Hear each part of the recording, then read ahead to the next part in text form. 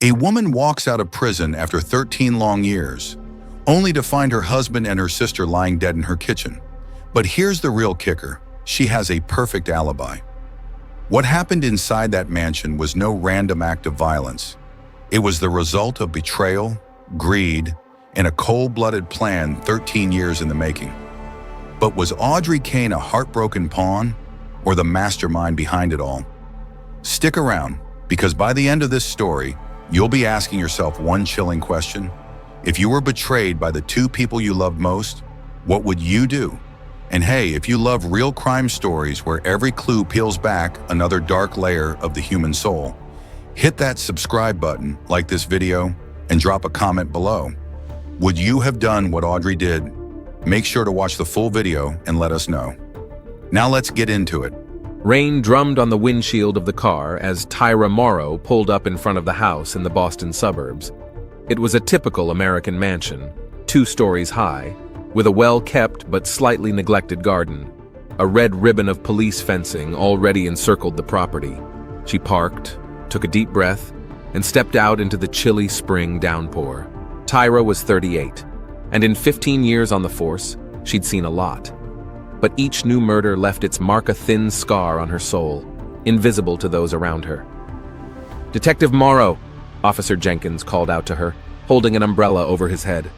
"There are 2 bodies inside, a man and a woman, pretty nasty looking and smelling." "Who called it in?" Tyra asked, walking up the rain-slick stairs. "A woman named Audrey Kane said this was her house and the dead were her husband and younger sister." Tyra nodded and stepped inside. The heavy, stifling odor of decomposition hit her nostrils, making her cringe and cover her nose with her sleeve.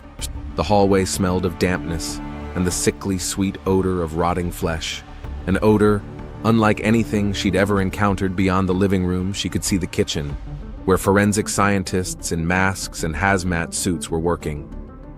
In the corner of the living room sat a woman, slender, with short brown hair and a pale face. Audrey Kane. Tyra would have given her a little over 30, but there was something in her eyes that made her look older, the emptiness of someone who'd lost too much. "Miss Kane, I'm Detective Tyra Morrow," she introduced herself, taking a seat across from me. "Tell me what happened." Audrey looked up at her. No tears, just cold detachment. "I got out of Framingham prison this morning, 13 years for tax fraud. Came home and found this, she said calmly, as if the smell of decomposing bodies didn't bother her. She nodded toward the kitchen where the investigation team was working. Tyra studied the woman, trying to read more into her face than the words said. "Did you call the police right away?" "Yes. As soon as I walked in and saw the bodies, I dialed 911. The dispatcher said to stay on the line and not to touch anything. So I did." Tyra wrote down her words, then got up and walked over to the scene. There were 2 bodies lying on the kitchen floor. A man, about 35 years old, well-built, wearing an expensive but now blood-drenched suit. Next to him was a young woman, barely in her 20s, with long blonde hair that swept around her head like an ominous halo, both with multiple stab wounds, their skin grayish in color and already beginning to show signs of decomposition. "What have we got?" Tyra asked, turning to forensic scientist Ray Lomax, who was already working on the bodies. "Preliminary. Death occurred approximately 3 days ago. The temperature of the bodies, rigor mortis, which has already passed, and the beginning of decomposition indicate exactly that both killed with the same weapon, presumably a hunting knife with serrations. The killer was strong, deep, decisive blows." That stench. Were the windows closed the whole time? Looks like it. Plus the heat was on. Perfect conditions to accelerate decomposition. Tyra sat down, took a closer look at the bodies, then turned back to Audrey. "Can you confirm their identities?" "Elliot Kane, my husband, and Vance Prentice, my younger sister." Audrey's voice didn't waver.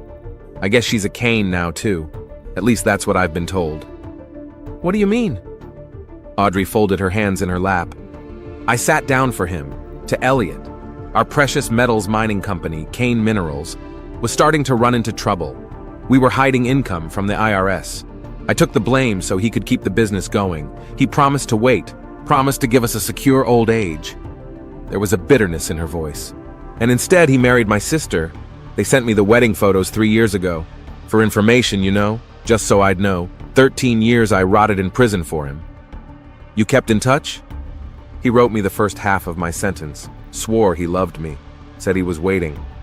Then the letters became less frequent, and after he married Vance, they stopped altogether. His sister wrote a couple times. She apologized, said she couldn't choose love. Tyra nodded, taking notes. When exactly did you get out of prison? 8 o'clock this morning. I have my release papers with me. It's time-stamped. And how did you get here? Cab. The driver can vouch for that. He was surprised he was taking someone straight from the prison gates. Tyra wrote that down too. Audrey clearly knew she was the prime suspect and had her alibi in place. Did you have any contact with anyone while you were incarcerated, besides your ex-husband and sister? My lawyer, sometimes former co-workers. The business was a family business, but we had other people working for us. One of the officers brought Tyra a folder with preliminary data. She flipped through the documents. Does your company still exist? Kane Minerals? Yes. Elliot has managed to keep it going and even expand it as far as I know. Tyra continued to study the papers. The company had really prospered in recent years, with annual sales of several $1 million. Were you the president of the company before the imprisonment? Co-founder. Elliot and I started together when we were in our 20s. I did finance, he did operations. Tyra nodded, noticing how calmly Audrey talked about the company as if it were 100 years ago. No shadow of emotion about the dead, no reaction to the horrible smell of decomposition.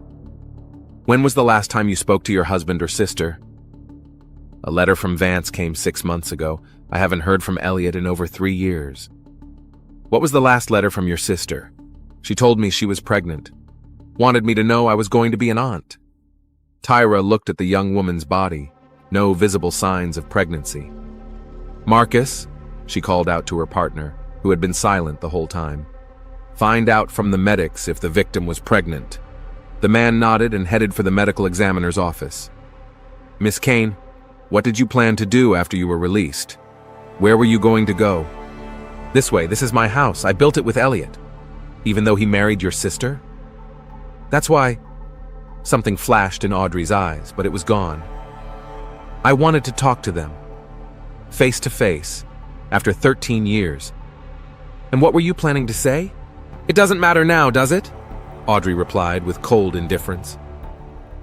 Marcus came back with information. Preliminary, the victim was not pregnant. Either the information is wrong or the pregnancy was terminated. Thank you, Tyra nodded. Miss Kane, do you have any idea who might have wanted your husband and sister dead? Elliot's always had enemies. Mining metals is a competitive business, especially when you don't play by the rules. So you continued to break the law after you were incarcerated? I don't know what he was doing all those years. I was in prison, if you remember. Tyra paused, letting Audrey's words hang in the air, then continued. You will receive a copy of your marriage registration papers and death certificate. We'll also check your alibi, your time out of jail, and your cab. For now, please do not leave the city.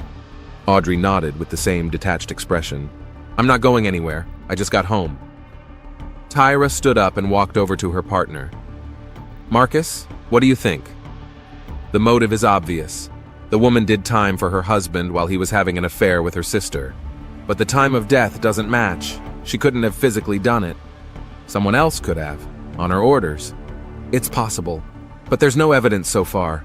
We need to check her contacts at the prison, her phone calls, her visits. Tyra nodded, taking another look at the crime scene. As an experienced detective, she sensed there was more behind this murder than the obvious revenge motive. We'll check the victim's entire neighborhood, colleagues, competitors, friends, and especially anyone who had contact with Audrey Kane during her incarceration. Later at the station, Tyra studied the case files. Indeed, Audrey Kane had been released from Framingham Women's Prison at 8:05 this morning. According to the medical examiner's report, Elliot and Vance's deaths had occurred approximately 72 hours ago. Perfect alibi. Tyra found copies of the letters Elliot had sent to his wife in prison for the first few years. Colorful declarations of love, promises to wait, plans for the future. It's all for us, darling. When you get out, we'll live like kings. Then a gradual cooling off, and finally the news of his marriage to Vance, Audrey's younger sister. Vance expressed regret, but not remorse, in her letters. "We didn't plan it, sister. It just happened. I know you'll never forgive me, but I hope you'll understand." Tyra leaned back in her chair, trying to imagine the shock Audrey had felt when she received those letters in her jail cell. 13 years in prison for a husband who had betrayed her with her own sister. A sufficient motive for murder? Absolutely. But the timing didn't add up. "Looks like we need to dig deeper," she murmured, looking at Audrey's list of visitors to the prison. The name Nolan Frost came up several times, a former colleague at Kane Minerals. Tyra jotted his name down in her notebook. Maybe it's a lead. Maybe the killer isn't Audrey herself, but someone acting on her behalf. Someone who visited her in prison. Someone she might have had a special connection with. Tyra decided to start by checking all of Audrey's contacts during her incarceration. Someone had helped her get revenge on her husband and sister who betrayed her, and that someone was close enough to commit a murder on the verge of her release. Perfect timing, providing the perfect alibi. Though Audrey Kane had looked genuinely shocked to see the bodies, Tyra couldn't shake the feeling that there was something more behind that mask of detachment. Something cold and calculating. Something that had been waiting 13 years for revenge. The morning light shone through the blinds in Tyra Morrow's office. It had been 3 days since the bodies of Elliot and Vance Kane had been discovered. On the wall in front of her hung a makeshift investigation board. Crime scene photos, a relationship chart, a timeline, and, of course, a snapshot of Audrey Kane, a woman who'd spent 13 years in prison, and when she'd been released had found her husband and sister dead. Tyra reached for her coffee when Marcus Wells, her partner, knocked on the door. "Audrey Kane's alibi check came back," he said, holding out a folder. "Everything checks out. She left Framingham Prison at 8 in the morning, got into a cab and arrived home at 9:15.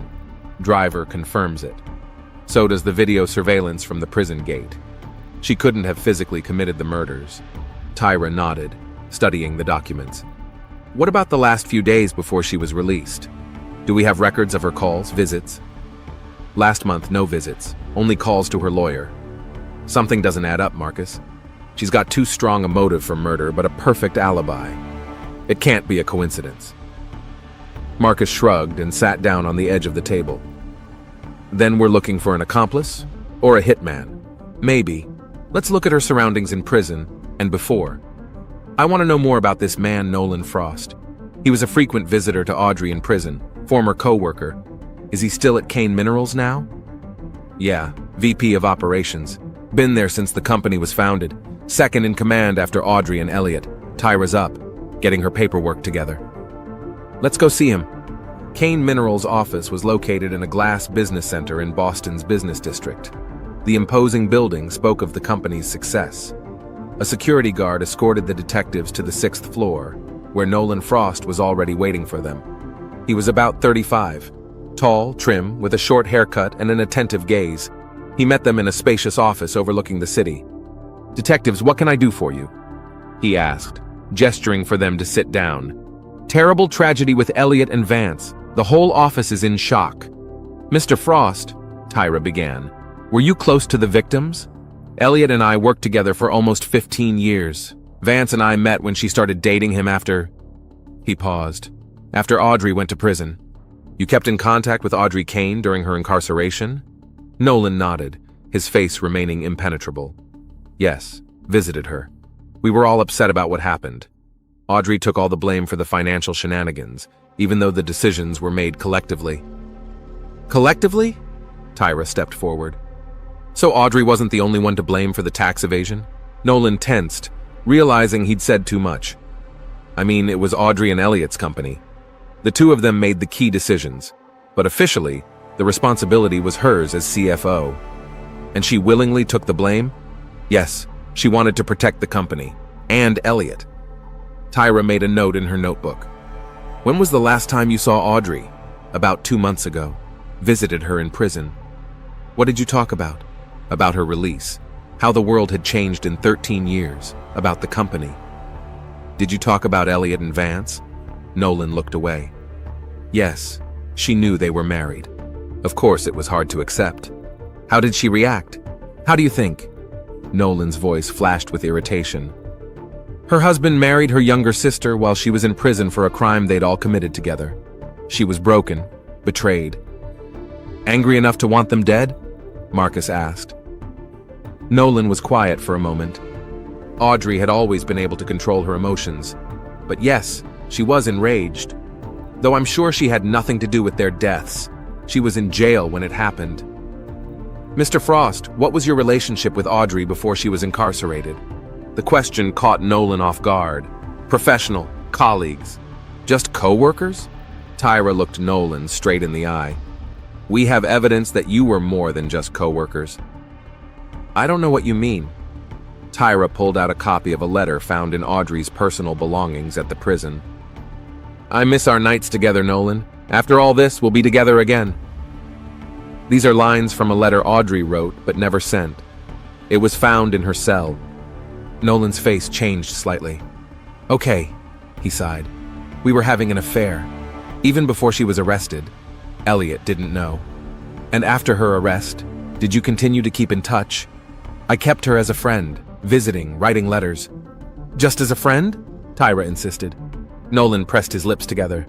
Look, what do you want to hear? Yes, we loved each other. Yes, I waited for her all these years. But I didn't kill Elliot and Vance. I have an alibi for the day of the murder. I was in New York at a metal mining conference. Hundreds of witnesses. Tyra made a note of it. This needs to be looked into.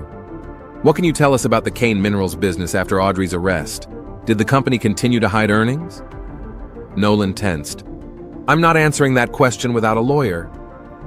I wonder. Tyra stretched out. Did Elliot and Vance know about the ongoing tax fraud? Perhaps they threatened to reveal it? That's absurd. Nolan stood up.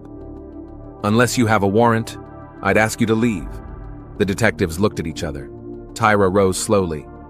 We'll be back, Mr. Frost. Please don't leave town. As they walked out of the building, Marcus shook his head.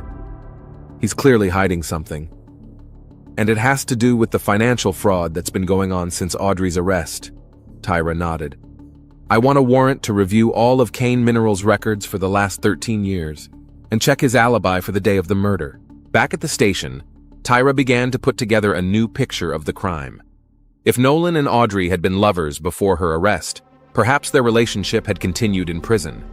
And if Elliot and Vance were indeed threatening to uncover new tax fraud, Nolan had his own motive for killing them. 2 hours later, Marcus returned with new information. Frost's alibi was only partially confirmed. He was indeed at a conference in New York, but left a day earlier than planned. He was seen there in the morning, but he disappeared in the afternoon. He could have gotten back to Boston by this afternoon. What about the financials? The judge signed the warrant.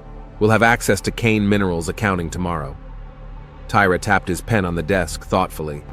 I need to talk to Audrey again, but first, let's stop by her former attorney's office. Audrey's attorney, Raymond Chase, received them in his office. An older man with graying hair, he looked tired but focused. Audrey Kane's case was one of the most difficult in my practice, he said, looking through old records. She flatly refused to testify against her husband, even though it could have shortened her sentence considerably. Do you believe Elliot Kane was guilty of tax fraud with her? Tyra asked. I can't violate attorney-client privilege, Chase replied. But I will say this, Audrey wasn't the only person in that company who made financial decisions. What about Nolan Frost? Did he figure in the case? His name came up in documents, but no direct evidence of his involvement. The D.A.S office focused on Audrey because she signed all the financial documents. How would you describe the relationship between Audrey and Nolan? The attorney hesitated for a moment. They were close. That's all I can say. Did he visit her in prison? Regularly. Every week for the first few years, then less often, but he still showed up. Did she say anything about her husband? About his relationship with her sister? Chase shook his head. When Elliot married Vance, Audrey was furious. She called me, telling me that he'd betrayed not only her, but their entire arrangement. That it was all for nothing. Tyra stepped forward. It was all for nothing? What exactly did she mean by that? I'm not sure. Maybe her sacrifice. She'd sat down precisely so that he would continue to run the company, keep their fortune intact. By the time they left the lawyer's office, Tyra had a new picture in her head. Perhaps Audrey had agreed to take the fall not only for her husband, but for her lover Nolan as well. And then Elliot had married her sister, betraying her. And if you add into that equation the threat from Elliot and Vance to expose Nolan's ongoing machinations, the next stop was Audrey Kane's house. Now that forensics had completed their work there, she was back to live there, in the house where her husband and sister had been murdered just a few days ago. Audrey opened the door, still with the same detached expression on her face. She was dressed in simple jeans and a sweater, her hair gathered into a careless bun.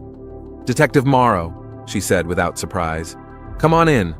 Tyra stepped into the house. The smell of cleaning products overpowered the odor of decomposition, but not completely.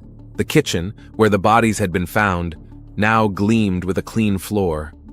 "You cleaned it all up," Tyra remarked. "This is my house," Audrey replied simply. "Tea? No, thank you, Miss Kane. I'd like to ask you a few more questions."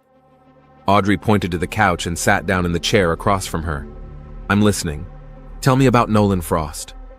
Audrey's face remained impenetrable, but Tyra saw her shoulders tense for a moment. "Nolan was a colleague of ours, vice president of operations." "Just a colleague? What are you talking about?" "We have evidence that you were in a romantic relationship with Nolan Frost before your arrest." Audrey looked at Tyra for a long moment, then nodded faintly. "Yes, we were having an affair. Elliot didn't know. And this relationship continued while you were in prison? Nolan was waiting for me, unlike my husband. He visited you regularly?" "Yes, all 13 years, even after Elliot stopped coming." "Did you discuss Elliot and Vance with him? Their marriage?" Audrey pressed her lips together. "Of course, it was, painful." Nolan was supportive. "Did you discuss the possibility of revenge with him?" Audrey's eyes narrowed. "What do you mean?" "Miss Kane, we have reason to believe that tax fraud at Kane Minerals continued after your arrest, and that Nolan Frost was involved. Elliot and Vance may have begun to suspect something and threatened to expose it." Audrey was silent, but Tyra noticed the white knuckles of her fingers gripping the arm of the chair. "I've been in prison for 13 years, Detective.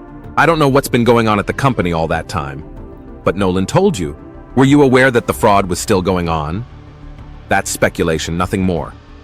"I think you knew," Tyra insisted. "And when you found out about Elliot and Vance's marriage, that was the last straw. You realized that your sacrifice had been for nothing, that you'd done time for the man who betrayed you. And that's when you and Nolan started plotting your revenge." "I was in prison when they were killed," Audrey replied coldly. "It's confirmed. Yes, you were.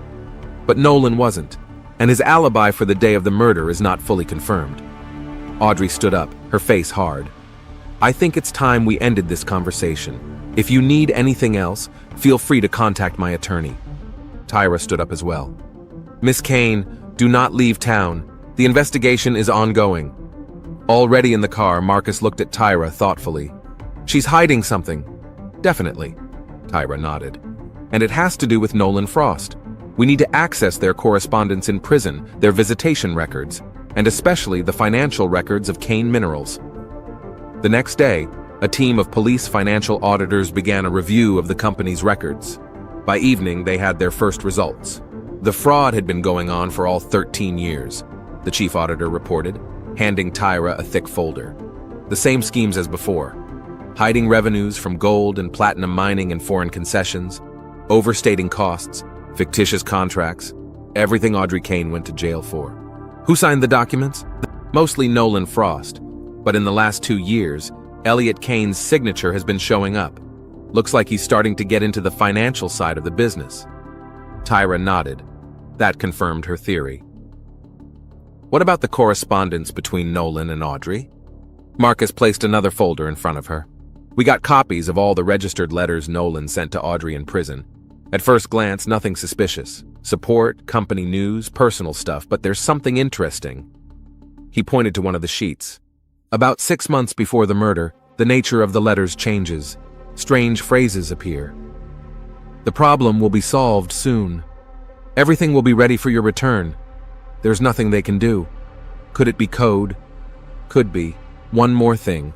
For the last 2 months before Audrey's release, Nolan stopped writing her formal letters, but the visits continued every week. Tyra wondered. They could communicate in person, without the risk of the letters being read, and make a plan. Tyra walked over to the board where all the facts of the case were organized and began to rearrange the diagram. So what do we have? Audrey Kane and Nolan Frost were lovers before her arrest. She took the blame for the tax fraud, protecting not only her husband but Nolan as well. While she was in jail, Nolan continued the scheme, making millions. Elliot, after betraying his wife, married her sister, and then apparently he began to suspect that Nolan was continuing the scheme. Perhaps he and Vance threatened to expose it. And that's when Nolan and Audrey decided to take them out, Marcus continued. Audrey was in jail with a perfect alibi. Nolan did the dirty work, the perfect crime. But the motive still leads to Audrey. It would undermine her alibi in court, Tyra objected. Only if we can prove collusion, Marcus replied. And for that, we need direct evidence of their communication about the murder plan. Tyra nodded. They needed to find something concrete, and she knew where to look. I want to check Audrey's prison cell, all of her personal belongings. There might be something there. The next day, they gained access to Audrey's personal belongings that she had left behind in prison. Among other things, there was a small notebook filled with small handwriting. Most of the entries are about daily life in prison, Marcus said, flipping through the pages. But here, in the last few months before her release, she starts writing strange phrases. When the snake bites, the venom does not act immediately. Freedom begins before the cage is opened. N will have everything arranged for my return. N is Nolan, Tyra said. They were really planning this together. She turned a few more pages and stopped. Here. They're threatening to reveal everything. N says A found the documents. W supports him. They don't realize they're jeopardizing everything we've built. N promises to solve the problem before I'm released. When I get back, it'll all be over. Marcus whistled. That was practically a confession. They were planning an assassination. Tyra closed the book. It was enough for an arrest warrant. Both Audrey and Nolan. Both guilty of planning a murder, even if only he physically committed it. An hour later, they had warrants. Tyra decided to take Nolan first. She feared that, warned by Audrey, he might flee. The Kane Minerals office greeted them with the hustle and bustle of the workday, but Nolan Frost's office was empty. He left for a meeting an hour ago, the secretary said. He should be back by this evening. Where exactly did he go? Tyra asked, showing her badge. Didn't say, just left in a hurry. Tyra felt her heart clench. Did he have time to find out about their investigation? Let's go to Audrey's, she ordered. Now. Tyra pushed the gas pedal harder than she should have. Marcus gripped the door handle. Tyra, we won't be able to hold them off if we crash on the way. He was right, but his gut was screaming at the detective that they should hurry. When you've been weaving a web of revenge for 13 years, you don't wait until you're caught red-handed. Why hadn't Audrey fled immediately after the murder? Tyra pondered aloud as she overtook the van around the bend. She'd had plenty of time. Maybe that was their plan, Marcus replied. Staging her return home, the discovery of the bodies, the perfect alibi, and then disappear with the company's money. The car took a sharp turn, and 10 minutes later, they were pulling up to Audrey Kane's house. A black SUV was parked in the driveway. Tyra instantly recognized Nolan Frost's car. Call for backup, she commanded, drawing her weapon. They're both here. The detectives approached the house cautiously. Through the living room window, they could see Audrey and Nolan hurriedly packing. There were some documents and passports on the table. They're going to run, Marcus whispered. Reinforcements will be here in 7 minutes. We can't wait, Tyra replied. If we lose them now, they'll disappear. Go around the back entrance. Marcus nodded and disappeared behind the house. Tyra took a deep breath, walked to the front door, and rang the bell. The seconds stretched into an eternity. Finally, the door opened. Audrey stood on the threshold, her face tense when she saw the detective. Detective Morrow, what brings you here? May I come in, Miss Kane? I have some new questions. Audrey hesitated, but then stepped back, letting Tyra inside. The living room was empty of belongings and papers. Apparently Nolan had hidden them away. I was just about to call you. Audrey said in a steady voice. "I got some new information that might help with the investigation." "Really?" Tyra looked around the room, noting the signs of hurried packing. "What kind of information?" At that moment, Nolan came out of the hallway. When he saw Tyra, he froze. Detective, I didn't expect to see you here." "I can see that," Tyra replied dryly. "You disappeared from the office rather suddenly." "Urgent business," Nolan shrugged, but his eyes raced around the room, searching for avenues of escape. Tyra slowly shifted her gaze from one to the other. Nolan was tense as a string. Audrey remained outwardly calm, but the detective could see her fingers twitching. "Miss Kane, Mr. Frost," Tyra began. "We found a notebook in your prison things, Audrey. Quite an interesting read, especially the entries about how Nolan promises to solve the problem before your release." Audrey's face froze. Nolan took an almost imperceptible step toward the exit. "I don't know what you're talking about," Audrey said. "I think you do." Tyra pulled out a copy of a page from her notebook. "They're threatening to expose everything. N says A found the documents, B supports him. They don't realize they're jeopardizing everything we've built. N promises to solve the problem before I'm released. When I get back, it'll all be over." "Your words, Audrey." Nolan turned sharply toward Audrey. "Did you keep notes?" His voice was quiet but full of rage. "Did you record our conversations?" "It's not what you think," Audrey said quickly, looking at Tyra. "I was referring to the company's financial problems. Nolan promised to have it all sorted out by the time I got back. This has nothing to do with the murder." "Don't lie to me," Nolan hissed. "You said everything was clean, that you weren't suspected of anything." "And you, Nolan, you said you were at a conference in New York the day of the murder," Tyra interjected. "But you left before the scheduled time. You had plenty of time to get back to Boston and commit the murder." Nolan's eyes darted to the back door where Marcus should have been. Tyra realized he was ready to run at any moment. "Do you have an arrest warrant?" Audrey asked, her voice cold as ice. "If not, I'd ask you to leave." "I do," Tyra replied. "For both of you, conspiracy to murder. And that's just the beginning. I'm sure the prosecutor will add tax evasion and many other interesting counts." Audrey and Nolan looked at each other.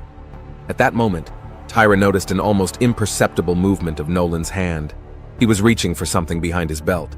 "Don't do that," she warned, pointing the gun. "Hands where I can see them, both of them." Nolan slowly raised his hands. "This is a mistake, Detective. You have nothing but vague notes and coincidences. We have Kane Minerals' financial records," Tyra parried, "which show that the fraud continued for the entire 13 years Audrey was in prison. Under your direction, Nolan. And from the looks of it, Elliot was beginning to realize that. Maybe even threatened to expose you?" A shadow of concern flashed across Nolan's face. Tyra continued. "And for Audrey, her husband's betrayal was a double blow, wasn't it? She sat for both of you, Nolan, and Elliot. Sacrificed 13 years of her life. And not only did he not wait for her, he married her sister." Tyra noticed Audrey's lips tighten. She cast a glance at Nolan and continued. "But the plan was good. Nolan kills Elliot and Vance right before your release, Audrey.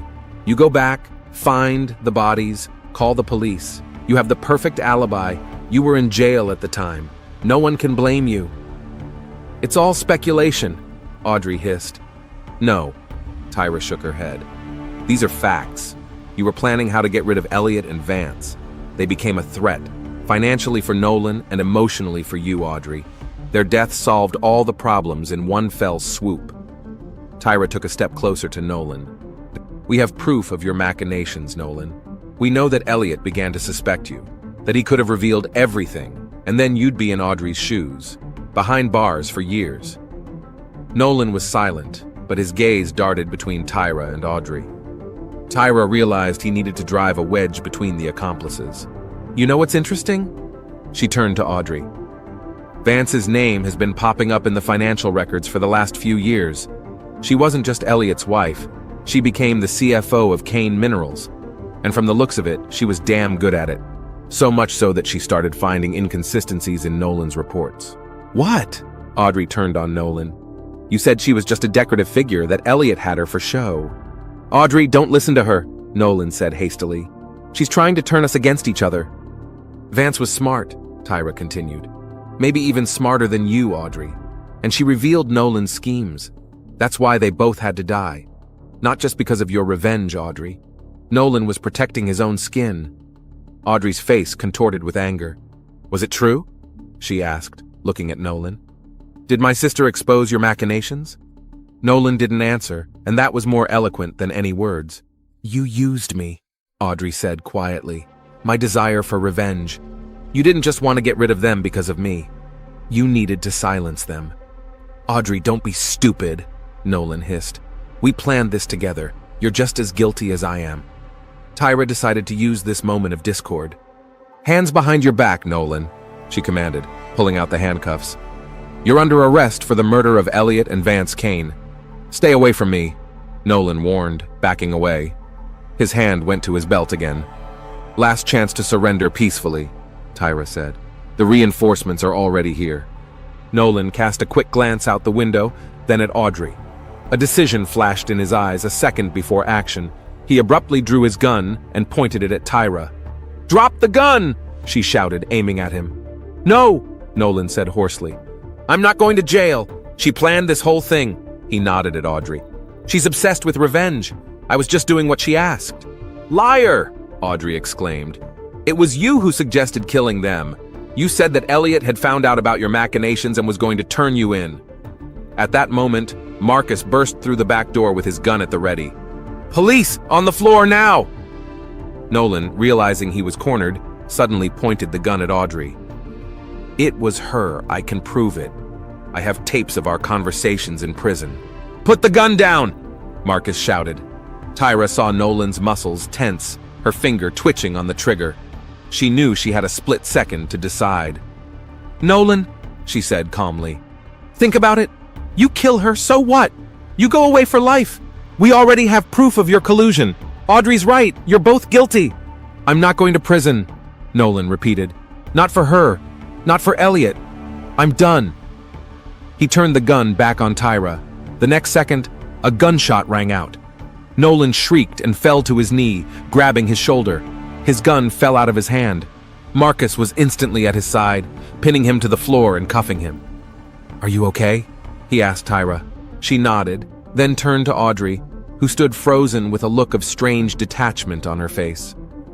Audrey Kane, you are under arrest on suspicion of conspiracy to murder Elliot and Vance Kane. As Tyra read Audrey her rights, she didn't resist. It wasn't until the handcuffs clicked on her wrists that she looked up at the detective. Do you know what betrayal is, Detective Morrow? She asked quietly. When the person you sacrificed everything to forgets about you as if you never existed? It doesn't justify murder, Tyra replied. No, it doesn't, Audrey agreed. But it helps me understand. 13 years I waited, believing we'd be together. And he chose my sister. My little sister, you know. Backups arrived. 2 officers took Nolan away. Tyra took Audrey outside where a police car was waiting. I didn't know Nolan was using me, Audrey said before getting into the car. I thought he was doing it for us, that we were going to start a new life together. But you knew he was going to kill your husband and sister, Tyra clarified. And you went along with it. Audrey looked away, beyond the horizon. Sometimes revenge seems like the only thing you have left, she said. It's only when it's done that you realize how empty it is. Tyra closed the door of the police car. As she watched the car with Audrey drive away, she felt not triumph, but a strange heaviness. Their history was woven of betrayals, each one spawning a new, even worse one. Later, at the station, as Tyra was filling out a report, Marcus approached her. Nolan's cracked, he said. He confessed to everything. Says it was Audrey's idea to kill them just before she was released, to give her an alibi, but confirms that Elliot and Vance really started to suspect him of the ongoing fraud. They threatened to reveal everything. And these tapes that Nolan mentioned, the conversations with Audrey in prison, found them on a flash drive in his car. He was secretly recording their conversations. Seemed like insurance in case things went wrong. Tyra nodded. Traitors to the end. Didn't even trust each other. The story began with betrayal and ended with betrayal, Marcus said thoughtfully. Audrey betrayed the law for her husband. Elliot betrayed her by marrying her sister. Nolan betrayed them all, And they all paid for it, Tyra concluded, closing the case file. 2 with their lives, 2 with their freedom. When Tyra got home that evening, she sat at the window for a long time, remembering Audrey's blank stare. A woman who had served 13 years for others, who had lost her youth, her love, her family, all for a revenge that had ended up accomplishing nothing but more sacrifice and loss. Tyra thought about the chain of compromises and betrayals that led to this tragedy. How Audrey's one moral choice to take the blame for the tax crimes set off a chain reaction that ended in a double murder. How each new betrayal became more horrifying than the last. And she couldn't help but wonder, how many similar stories were unfolding right now, as yet unseen by the world? How many people are taking the first step down a road that will eventually lead them to inevitable tragedy?